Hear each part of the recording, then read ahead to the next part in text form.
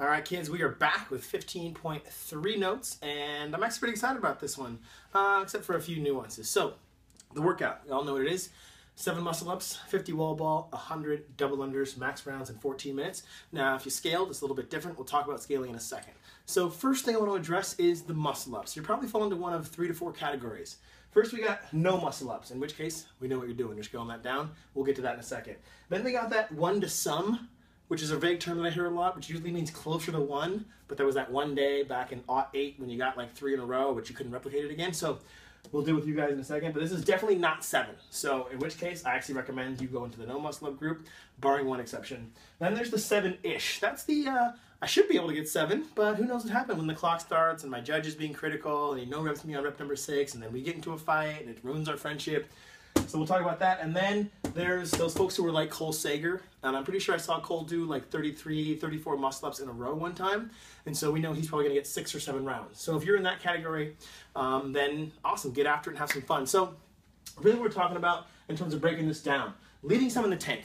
Right? No matter which category you're in, I want you to leave some in the tank. So if you're like Cole, you're going to do all the sets unbroken, right? 7 is just a little fraction of his 33 in a row. If you're that, probably maybe get 7 on a good day. Not in a row, but 7 period, then I should see 2s or 3s, right? I'd like you to leave at least 2 in the tank every single round, or every single set, such that you can get back up there really quickly. Because I'd rather see short sets and short rest than long sets and long rest, because that long rest are going to add up faster than you think. Do not redline, and we're not going to redline until round 12, and that goes for the wall ball and the double unders as well. You should be staying in that wheelhouse. If you can do 200 doubles in a row, then I want to see you do 100 in a row.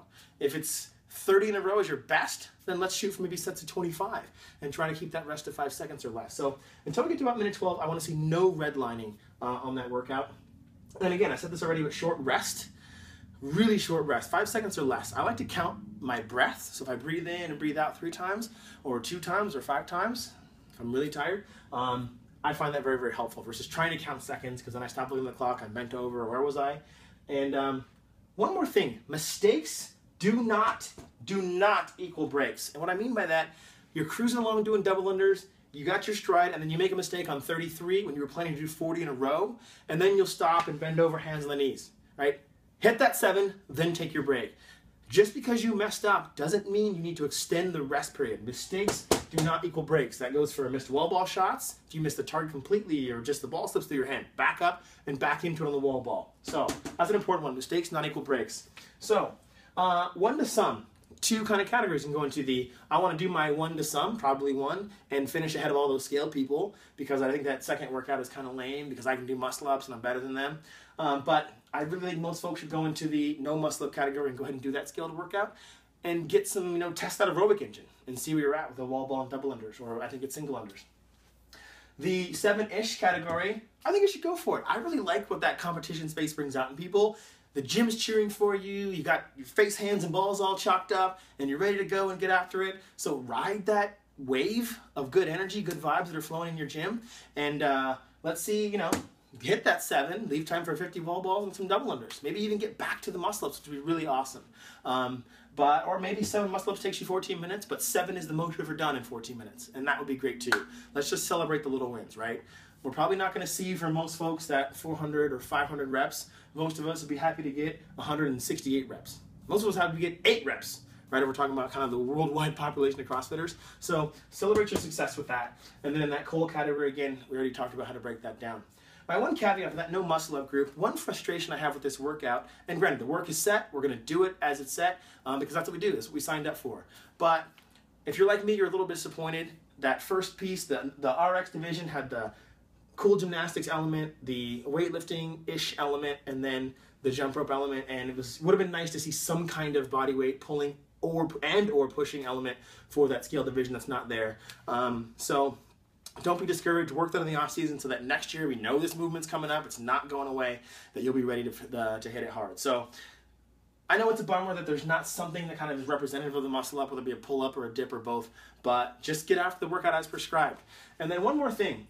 Probably most of you had this kind of, oh shit, he said, and then it was either muscle ups or wall ball or double up. Maybe all 3. But for most folks, one of those 3 things was the thing that you're like, damn it, about. And so we're just going to grit our teeth, put our head down, and get the work done, right? Like I said, this is what we signed up for. This is the open. We knew these things were coming. No one is surprised by any of those movements. It's quintessential and classic CrossFit.